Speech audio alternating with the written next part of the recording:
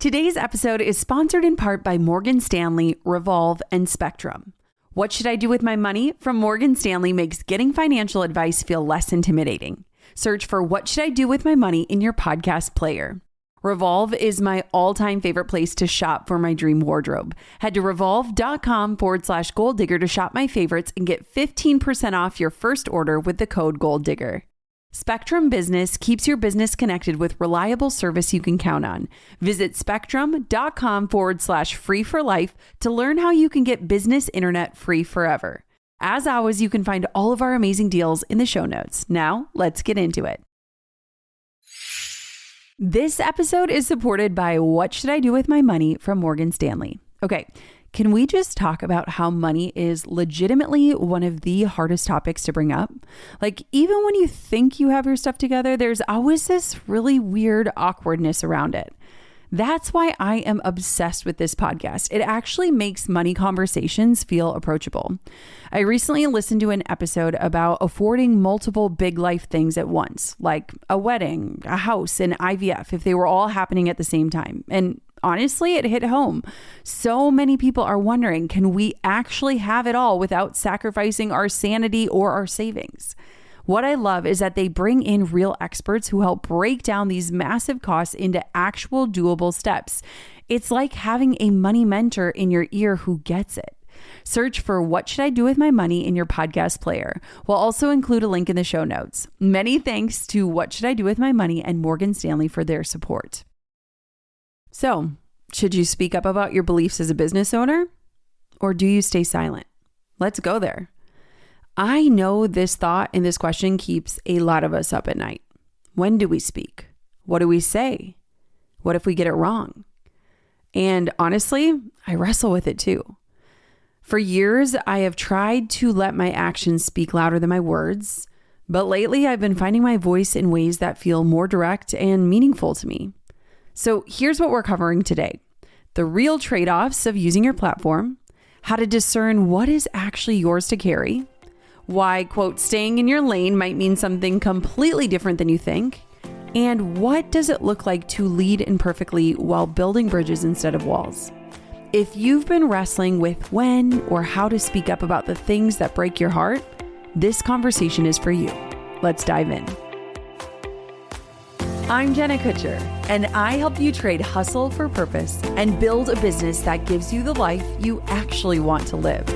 From a $300 Craigslist camera to a 7-figure business I run from home, I've learned that success isn't just about what you do, it's about how you live. Here, you'll get strategies that work, systems that give you your time back, and steps that turn your effort into results and impact. If you're ready for clarity, confidence, and a business that feels as good as it looks, you're in the right place. This is the Goal Digger Podcast. I have a lot of ground to cover today, and funny enough, I was supposed to record a totally different episode, and I quick messaged my producer and said, I have this idea, and I think I just want to brew some coffee and sit down and record from my heart. I want to start this entire episode with the largest dose of humility and consciousness, because I am no stranger to getting it wrong. I have learned so much about what I'm going to talk about today, and I am still learning. My commitment to learning is deeper than it has ever been before. So there's a big preface here that there is a very good chance that I'm going to mess something up in this very episode. But to me, this conversation feels important enough to try anyways. So here we go. We have a lot to talk about. I don't even know where to begin. You know, it's interesting because I have played both sides of the coin here, and I am not afraid to admit that I have in recent years stayed very indirect. I have kept things narrowly focused on the work that I do. I have kept the topics high level, from marketing to Pinterest, podcasting, email. And for me, that felt like the right approach for a long time. It worked. I mean, it works, right? But I have realized that my lane was never just marketing tactics. My lane is so much bigger than that. My lane is women helping women. My lane is mothers feeding children. My lane is believing that we are all connected and that community matters more than comfort. And lately, when people try to tell me to stay in my lane, I finally feel like I understand with clarity what my lane actually is.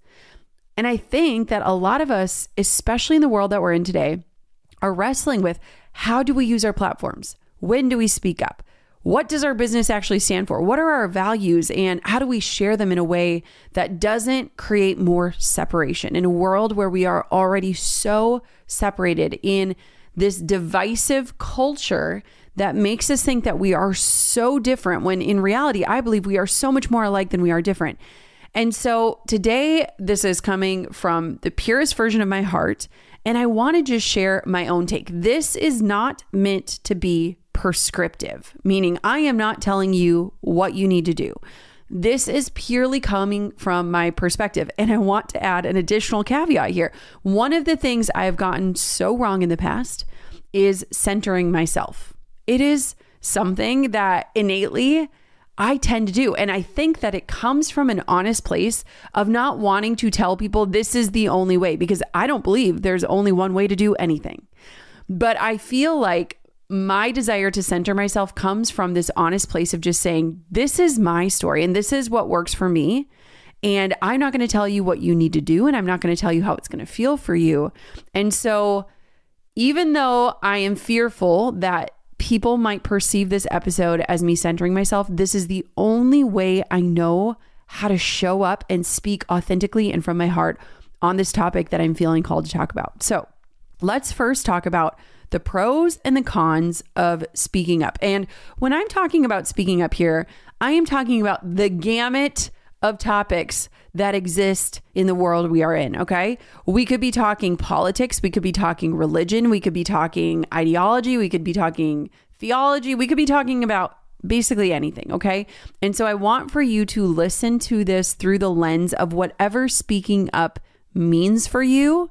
And we'll kind of dive into that even further. So benefits of speaking up, and here's what I found. First, when you speak up, I truly believe that there is a deepening of connection with your audience who agree with you, who shares the values that you are standing on. I also think that it can lead to far more meaningful conversations, right?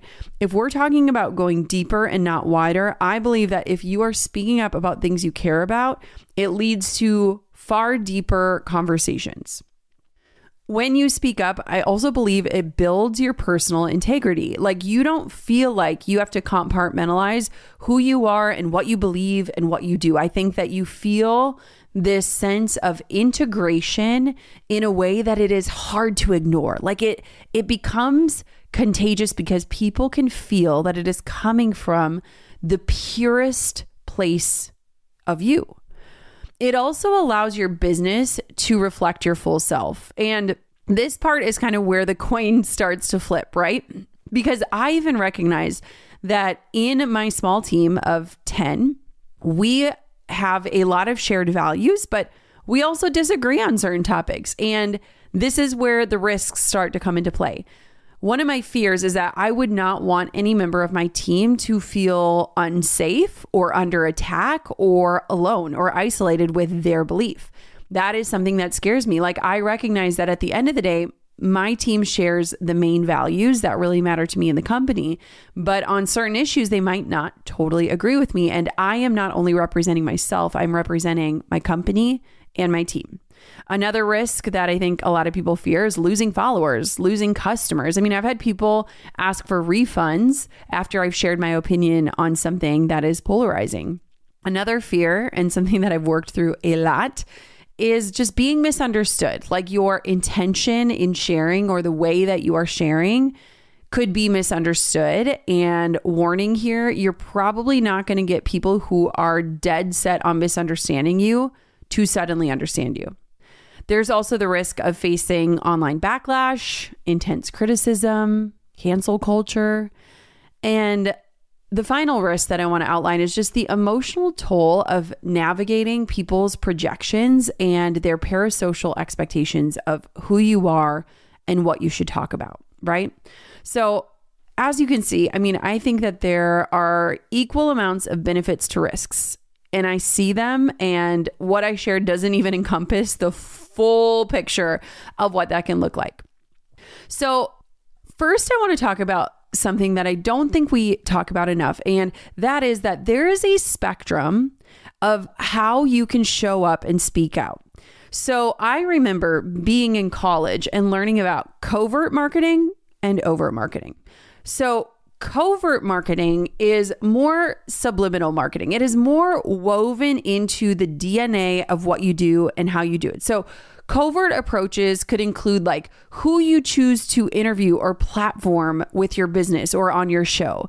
Covert could be the language, the terminology you use, the brands you partner with, the opportunities you decline, the causes you donate to or support quietly, the way you treat people and run your business. It also could show up in the stories you choose to tell and whose voices you amplify. Covert was my friend for many years when I was rebuilding my confidence to start speaking out. Now, overt approaches are just more direct, right? They're very clear. They're hard to miss. So this is more like taking a direct stance or giving a direct statement about a certain issue or a belief that you hold. It also includes clear positioning on causes. Now, this doesn't have to be just one cause. It could be a lot of different causes, but you are making your position clear and known. It could be using your platform to educate or activate. It could be speaking up in real time on current events. Now, the key here to understand is that both approaches are valid. I would argue that neither one is more right. What I would say is that I believe it depends a lot on your capacity. It depends on the strength in your voice.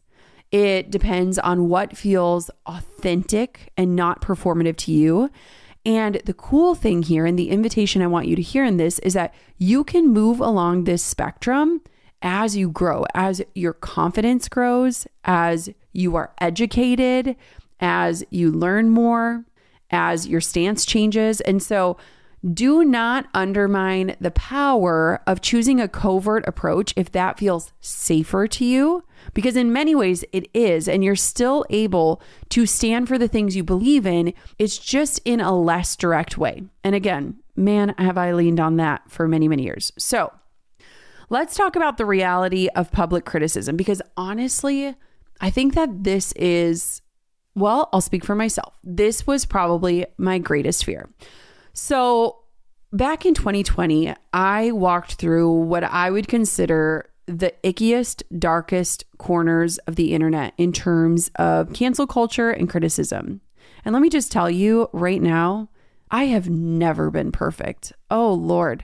I used to have my slogan in my Instagram bio as imperfectly leading women, because your girl is the queen of messing up, and not just messing up, but like messing up publicly. And I have never really overtly talked about that experience back in 2020, but it was hard. It was really hard.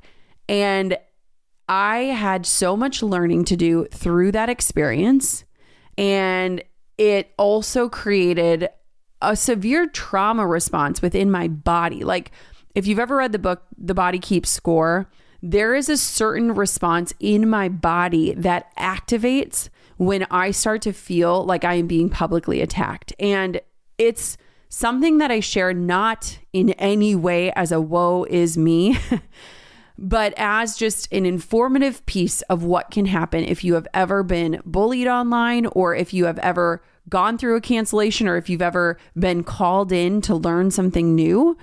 There is likely some sort of response. And it's interesting because I've sat down with so many women that have platforms, and everyone has been through their own version of whatever this looks like. And so when I went through that time, I thought I was done forever. Like, I was like, I am off. My career is over. I will never show my face on the internet again. It was really, really hard. And I have learned so much about myself, about my beliefs, about my blind spots. I have learned about communication. I've learned who I am today is a lot in part of that experience. And It's interesting because that was 5 years ago, and sometimes it feels like yesterday and sometimes it feels like a lifetime ago. But it started me down this path of really untangling my relationship with the internet, my deep desire from like a childhood place to be understood and to be heard correctly. And I have really uncovered that I have this deep desire that people just understand me. They don't have to agree with me, but that they know what my intent was. And I have had to learn that like that is not my responsibility. That is not my job. And I literally can't control that. And I've also done a lot of therapy just around the internet as a whole, because when you are a creator, when you are showing up online, and when you are committed to continue showing up even after you mess up. I mean, I messed up just a few months ago, right? Like this is an ongoing journey called being a human. And I continually have to learn how to create boundaries around myself, how to really understand what my intentions are and stay 10 toes in the ground if my intentions are pure, but also stay open and receptive to learning and growing and apologizing and admitting when you get things wrong. And so I've realized that for me, the only person who can really cancel you is you. And that's if you just say, I'm done, I'm never going to show up again, right? Because how many people have we watched get, quote, canceled? And now you look and you're like, wow, they still have a career. They're still successful. They're still creating meaningful work. Only you can take yourself out of this game. And when I really, truly not only understood it, but believed it, like at the core of my being, it made me bolder to be willing to try and to be willing to say, shoot, I did it again. I stepped in it. I messed up. What the heck? I'm still learning. Thank you for your graciousness. Thank you for teaching me. Thank you for your patience with me. And so I have just told people, I'm like, the only one that can cancel me is me. And that's if I just decide to stop showing up and learning and growing. The other part of me, and this is just kind of a joke to add a little levity to this conversation, is like, go for it, cancel me, because I kind of just want to be off the internet anyways these days. And I say that not with sincerity, but with a dose of humor, because sometimes I think that too. Like, if you want to cancel me, peace out. I don't even really like this place anymore. And so the thing that I want for you to consider is like, if the reality of public criticism is paralyzing to you, I would encourage you to start doing some of the inner work to really get clear on separating who you are outside of your online identity. Who are you outside of the brand? What do you know to be true about that person? Where do you as a person start and stop? And where does the brand and the business begin?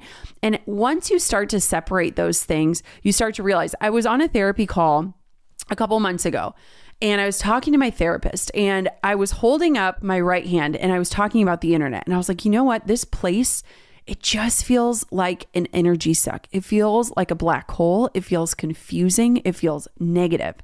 And then I held up my left hand and I said, and my left hand was wide open. So my right hand's in a fist, right? It's just tight. It's tense. My left hand is wide open. I said, this part of me, my real life, it feels honest. It feels authentic. It feels meaningful. It feels true.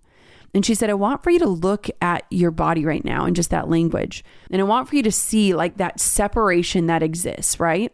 And the more honest we can get about that separation and whether it exists or not, I think that the more that we can step out in a bit more of boldness, knowing what is true for me as a human offline is not so crazy intertwined with the online version. Like they are separate and similar, but that is not true, right? Like and what I mean by this is like the people I want to speak into my life are the people that I trust, the people who are in the arena, the people who know me and know my heart. And if I can't take their word over the word of internet bullies, then I've got my priorities off, right?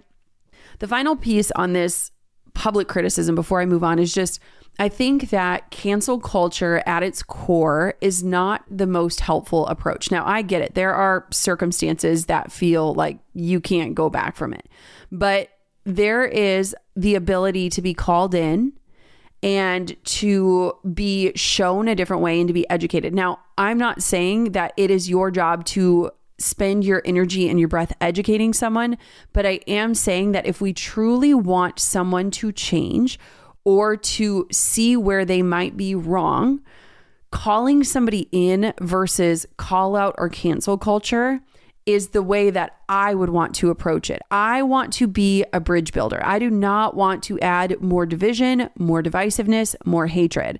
And so for me, I want to model curiosity over conflict. And I want to help somebody learn through dialogue, not shame. And whenever I've been afforded those opportunities, I feel so much more confident in saying, dang, I got this wrong. This is such a bummer. This was not my intent, but this is what happened. And I am so sorry. And here's what I can do to fix it.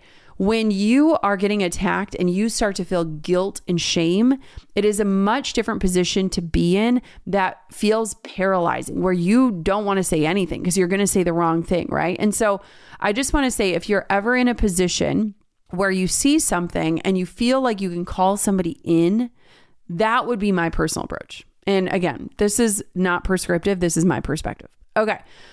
The next thing that I want to talk about here is I feel like there is so much nuance in the pressure to perform.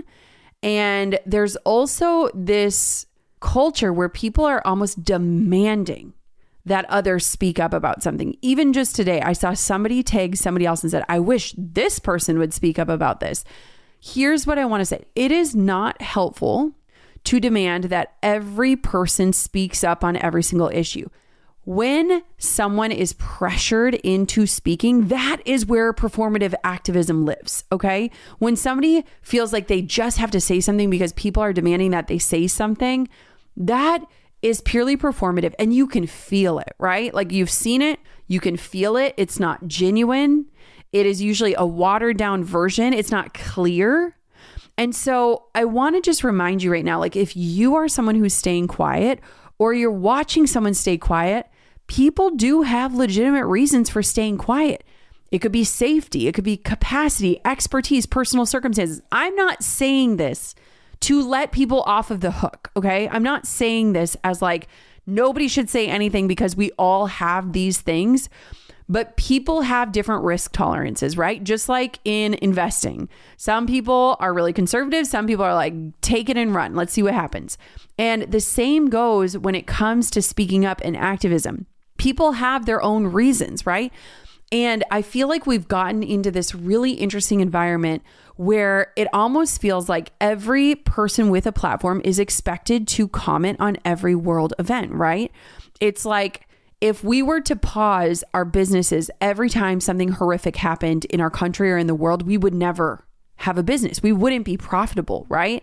And it's hard because there are absolutely times where I do think the right decision is to pause.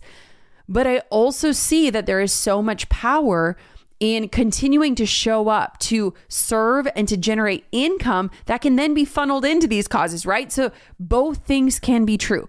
But I don't love this idea in this world that we're in where it feels like we expect every influencer, person with a platform, or entrepreneur to speak up on every single current event. It seems unfair because most people are not educated enough to speak clearly.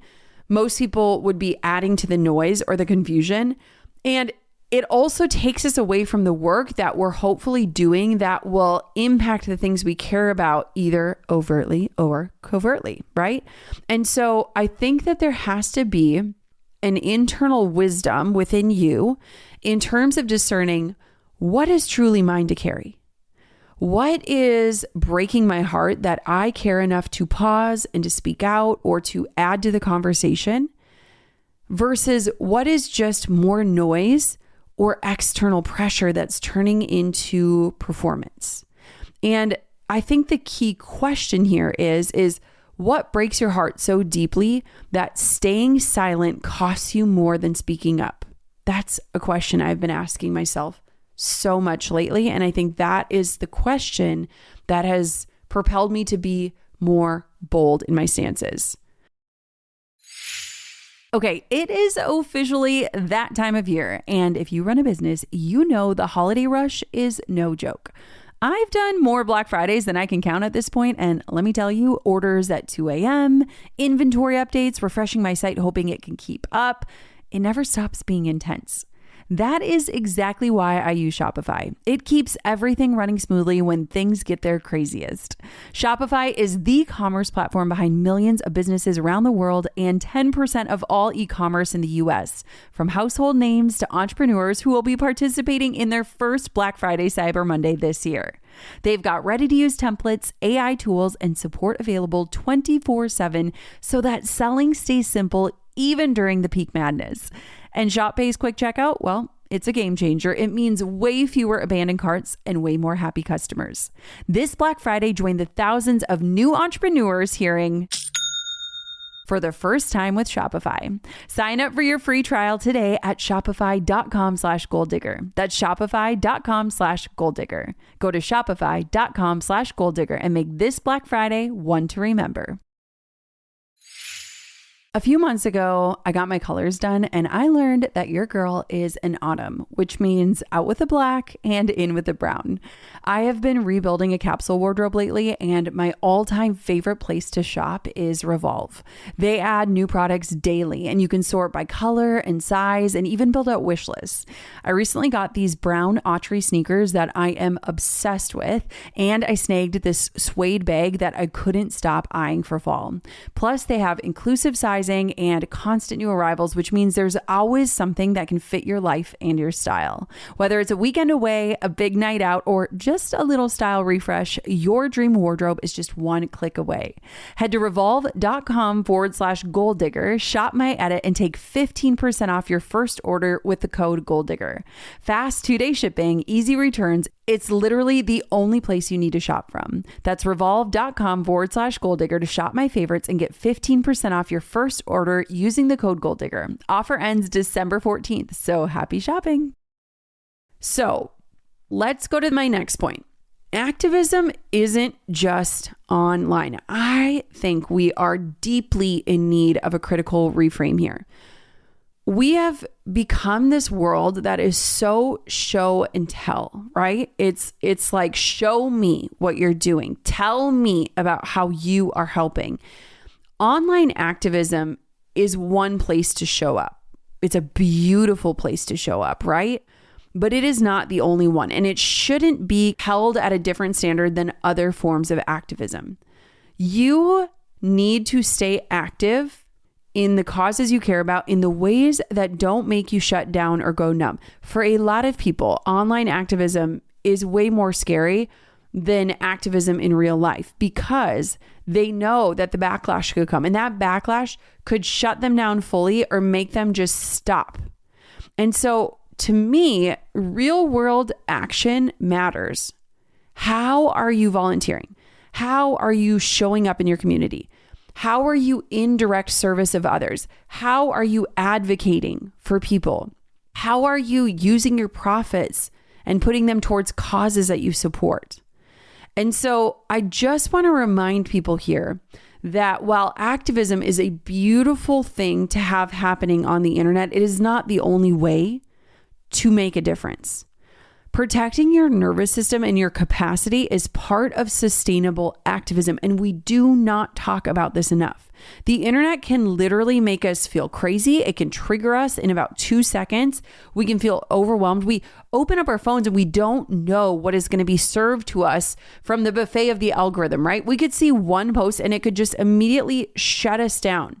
And so sometimes the most powerful thing you can do as a human and an entrepreneur and a business owner is log off and start showing up in person. For me, for a very long time, I just used my money. So I was filtering my money into causes locally and globally that I cared about. Like, that was my activism. I had learned my lessons from sharing publicly what I cared about and all that brought me. And so for many years, I was just taking my profits and quietly putting them into places that help support the things that I believe in. But lately, my heart has been cracked open in so many new ways. And I have really started to think about, how can the activism for me live online in a way that protects my nervous system and keeps me in the work, but also how is it showing up offline? And so I have had a huge transition in the last 2 years of being mainly a financial donor to stepping in more ways that is my presence and my time and my talents, and using them in ways that help support causes that I haven't had the bandwidth for as a mom with young kids and as an entrepreneur. So examples for me. So this is just me personally. So I signed up to start volunteering at the soup kitchen over a year ago. Me and my mom friends go the first Friday of every month. Drew and I help fill in a lot of gaps in the summer. My grandpa comes and serves the food with me once a month. It is a beautiful, beautiful thing. And it has really activated me to not just show up with my time, but also to show up there with my money.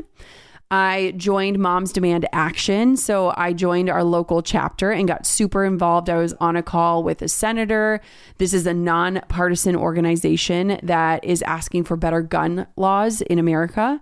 And so from the first meeting, I started helping write email templates for people to contact their local legislature and politicians. And so I literally created like all these different scripts and templates that people could use, as well as getting on a call and helping lead it with a senator. I have also been really invested in just different communities that have touched our lives. So clean water is a cause that is very close to our heart. We've been funding different projects in the Dominican Republic, in Guatemala, as well as Mexico, and just staying really current and up to date with their needs, as well as the progress of projects, has been really important to me. And then also, like, today, I am helping coordinate efforts of a food drive for my daughter's school. So I am matching donations that are given. I'm helping coordinate how we're going to do this, all the communications around it. And so it's interesting because there's an aspect of me that wants to separate from the show and tell world that I think we've been in, where it feels like you have to show proof, right? Like show your work that you're actually doing it. And figuring out what is the balance that makes sense for me, where I am doing it not for the sake of being seen doing things, but if I am showing it, it's in a way that helps inspire other people into action, not a look at me, but like a let's go together, right? And so my goal here is for you to understand, like, what would it look like if you could find a rhythm that allows you to stay engaged with the things you care about without burning out? Activism that makes you numb is never going to be sustainable. We need you for the long haul, whatever the cause is, whatever you are supporting. And so consider that first, do not expect all activism to be online and to be shown online. But second, find a balance that works for you in terms of what you're comfortable sharing, and also how can you be an activist offline as well.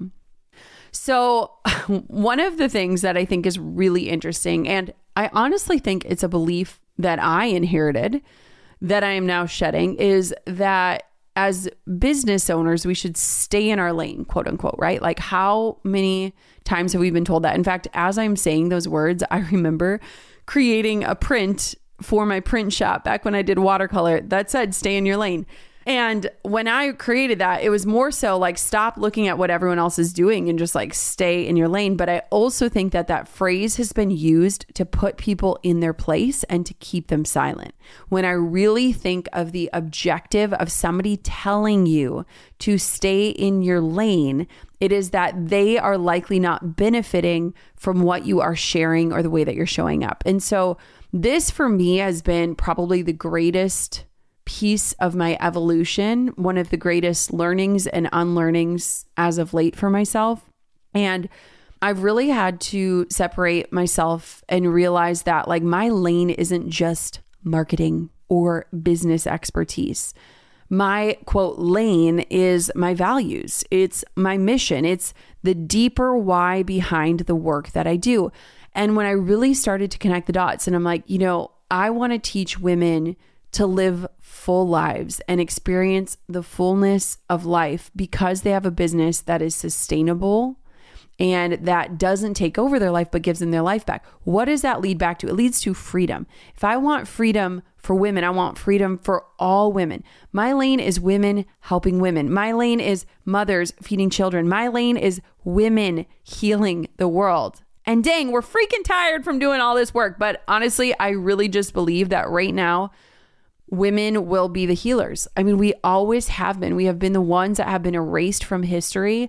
But I feel the tide is turning in a beautiful way where women are leading and people are actually paying attention. And so for me, redefining my lane has really helped me to see that like my business mission is so much deeper than marketing tactics. And I want for you to consider like, how do you define your lane and what can be incorporated in that in terms of your beliefs? What feels aligned for you? What is true for you? What does it mean for the way that you can show up and share? How can you tie that in to the work, whatever work you're doing? Like, what is your lane? And how can you stay in it? But how can you also keep your eyes up and question, is this a part of my lane? Can this be a part of my lane? Do I feel bold enough to let this be in my lane? Because at the end of the day, when women are told to stay in their lane, I think it's really just a subliminal way of saying, shut up. And that's the reality of the world we're in. And so it's an act of defiance and courage to redefine what your lane is and to let it include things other than the direct work you do. So why does this matter for our future? I feel like business is a vehicle for income, absolutely.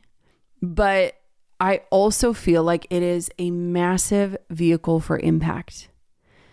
I believe that when we look at what happens when women earn money, we start to see that we have been taught so many lies about what it means for a woman to be wealthy.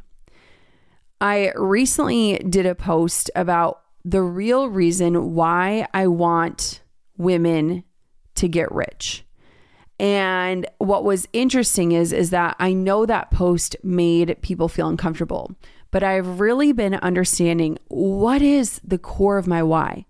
And I've realized that wealthy men are often called or looked at as visionaries, where wealthy women are called lucky. We could have this same level of success, but an entirely different story attached to it. And when we think of the things we've been taught, either overtly or covertly, we've really been conditioned to distrust women with money as if wealth will somehow corrupt our feminine heart and intentions. But here's what I want you to hear.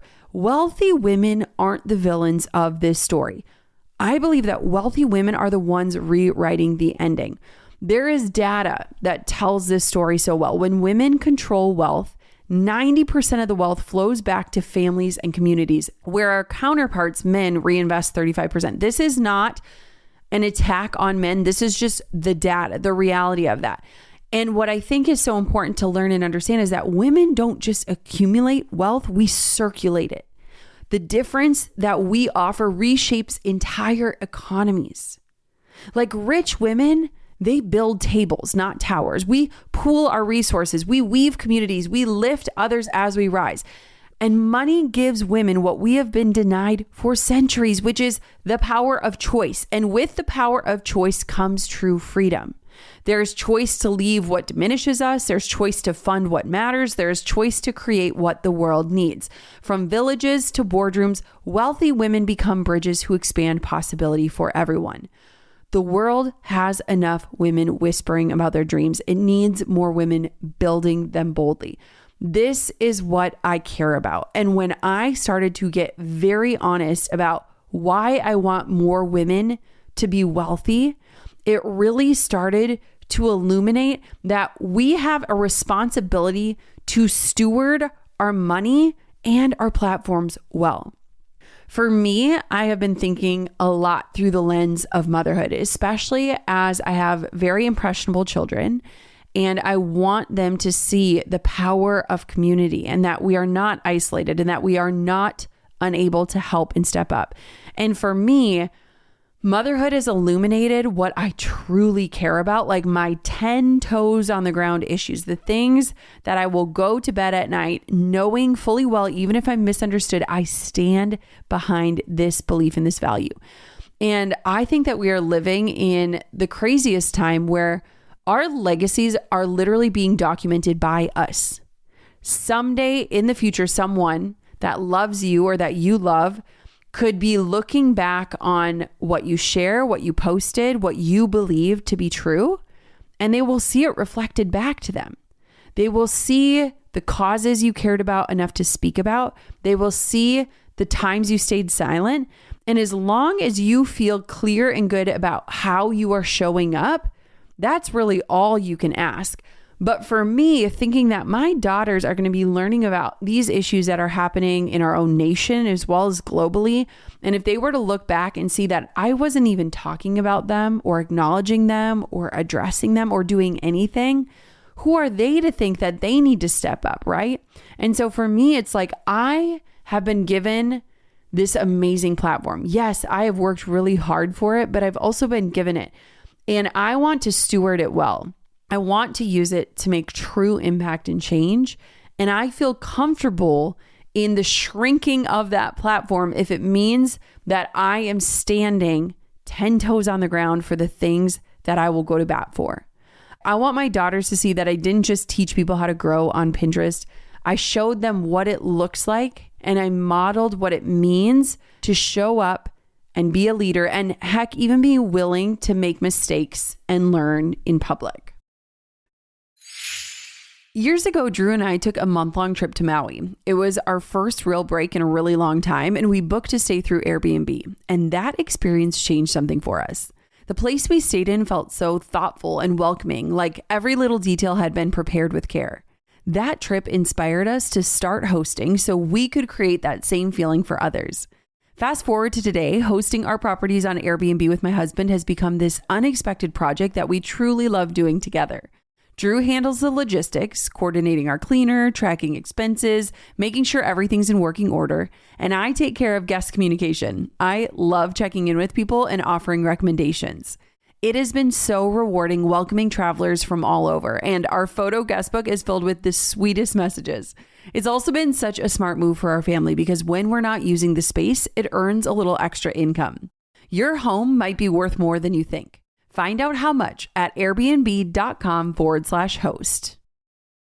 So, where does this go? I think it leads us to the fact that if you are going to be bold or courageous or simply decide to start sharing what you believe online, I think you need to couple it with humility. I think that there is so much humility that comes through imperfect leadership. You're going to mess up. That is a part of it. And you can only be canceled if you pull yourself out, if you cancel yourself. And so how can you, and are you willing to commit to continue to show up? What I will tell you on the other side of public scrutiny and public failures is the beautiful opportunity and invitation to do inner work that is required for you to lead with integrity. I have learned so much about myself in this process. And I've also learned that there is so much beauty in saying I was wrong and I got that wrong. And I am giving myself the opportunity to grow and evolve. And if you want to stay around for that journey, awesome. And if not, that's okay too.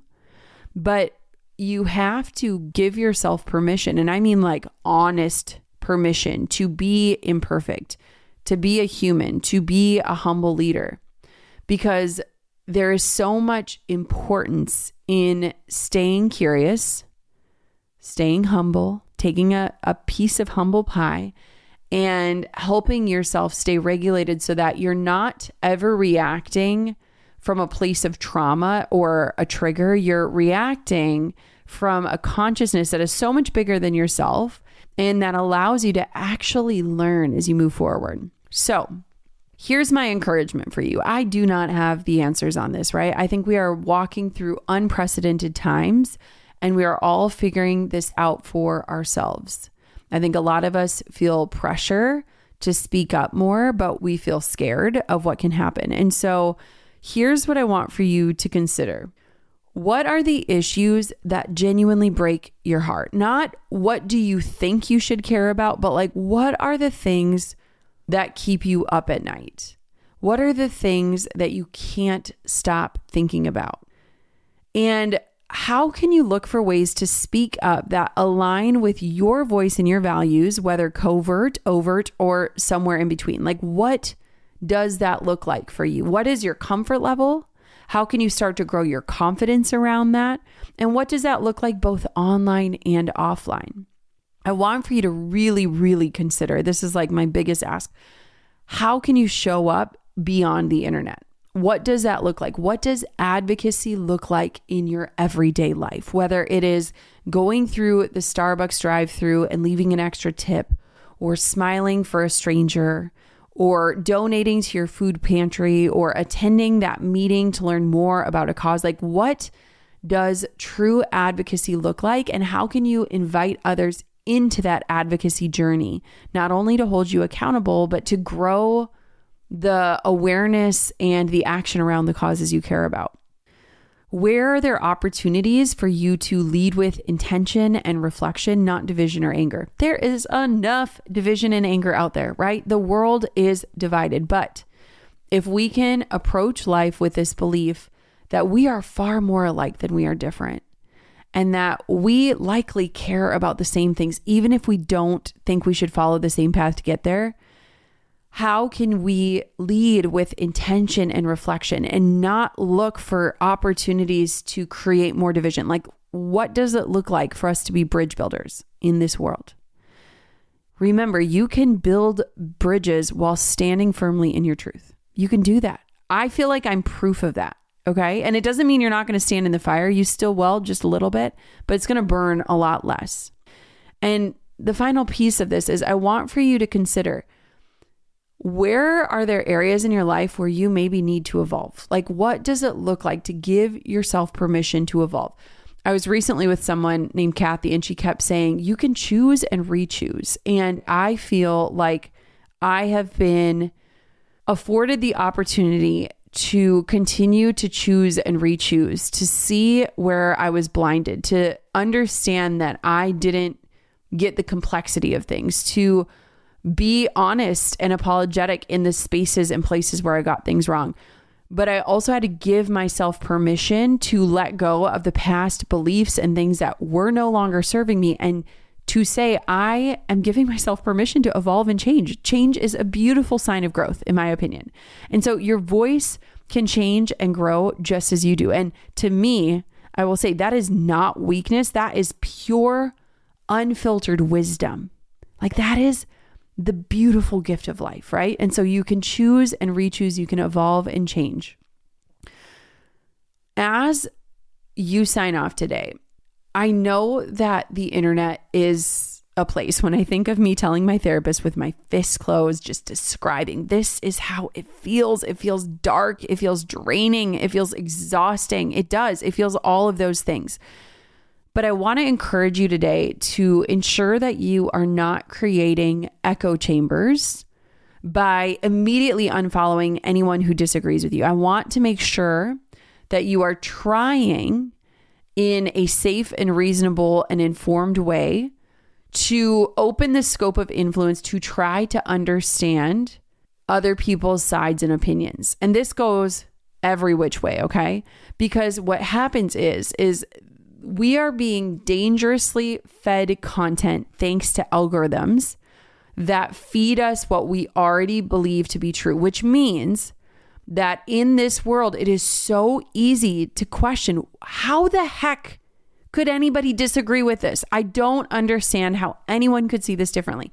But the reality is that these algorithms are so expertly trained to give us what we want. And so we will only see what we want to see if we do not consistently seek out other sides and opinions and information. And so please, please, please stay curious. Just stay curious about different perspectives. I'm not telling you need to agree with other people that think differently, but I want you to try and trust me that I really do believe that we are more alike than different.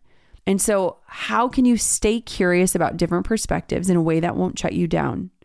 Do not let the internet make you think that we are at war with one another, because I think that collectively we all need to rebuild together. So Here's what I want to leave you with. These are my core beliefs. You can disagree with someone and still respect them.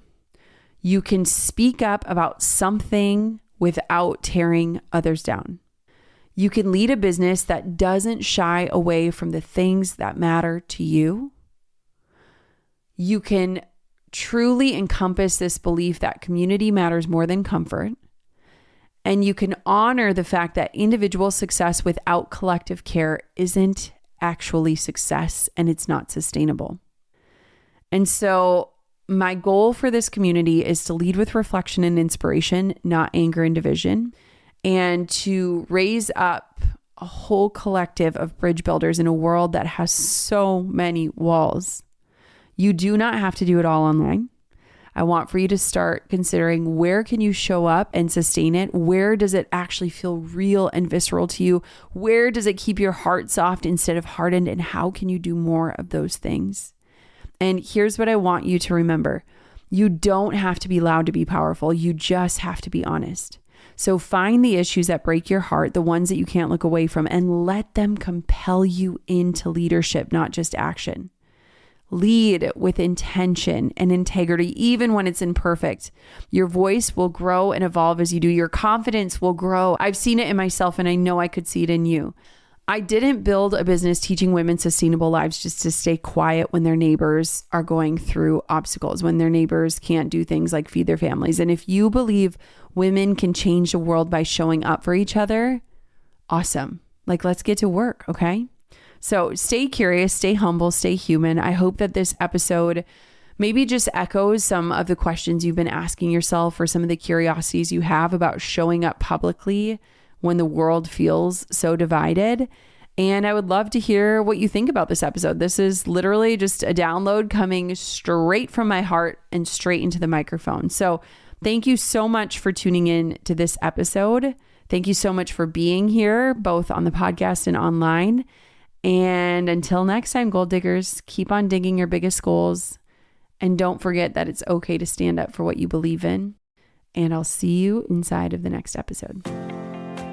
Thanks for listening to the Gold Digger Podcast. I hope today left you inspired and equipped with something you can put into action as you build a business that truly supports your life.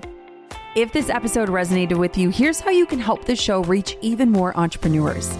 Hit follow, share it with a friend who's building something meaningful, and if you're feeling generous, leave us a review. Those reviews help other listeners discover these conversations when they need them the most. This show has become so much more than I ever imagined, and it's because of listeners like you who show up and share. You are helping build something that will inspire entrepreneurs for years to come. For show notes, links, and resources, head to golddiggerpodcast.com. Keep digging your biggest goals. The world needs what you're building.